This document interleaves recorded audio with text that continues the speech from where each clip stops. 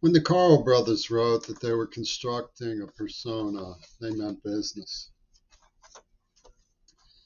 I've always tried to put my hopes in my poetry and to be the person, peace loving man that I am.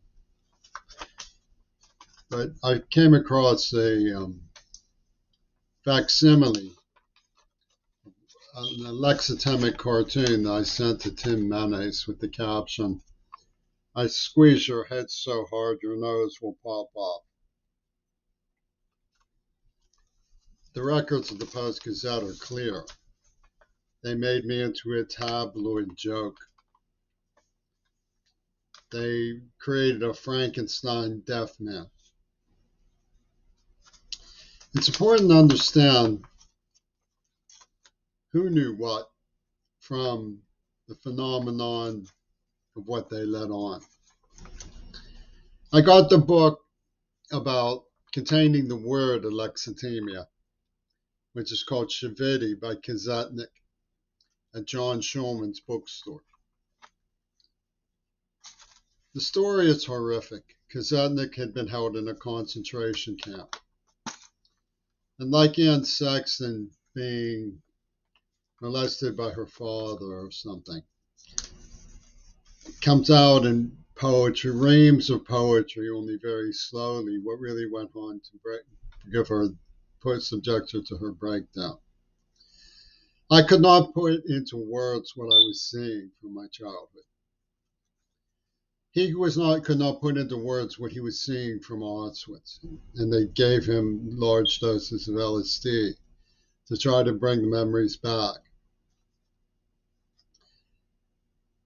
He consented. I did not. This was a person they called James. When the enemy within came out of my eye, I saw Hitler staring back at me out of my reflection. That's the Casper, the enemy within. Casper, the friendly ghost. Just so you understand what the personality of these people is. Colucci used to say, my father, when he did cement, the workers would throw anything into it just to take up space, to use less cement. Coke bottles, bricks, anything.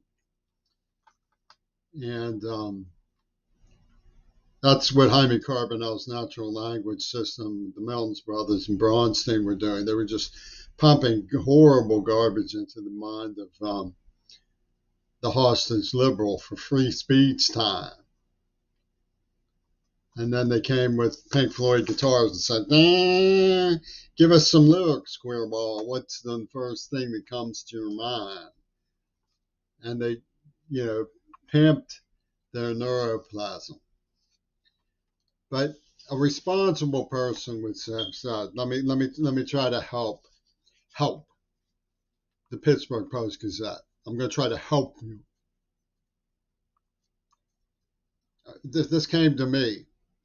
I would say this person is 11 or 12 years old, being brutalized by a nearly full-grown man. And he can't understand what's happening. And he needs help. It was a Jewish Holocaust survivor community. Something strange was done to him. Let's talk about this off the record with administrations, because his father was an important man here. They did nothing of the kind.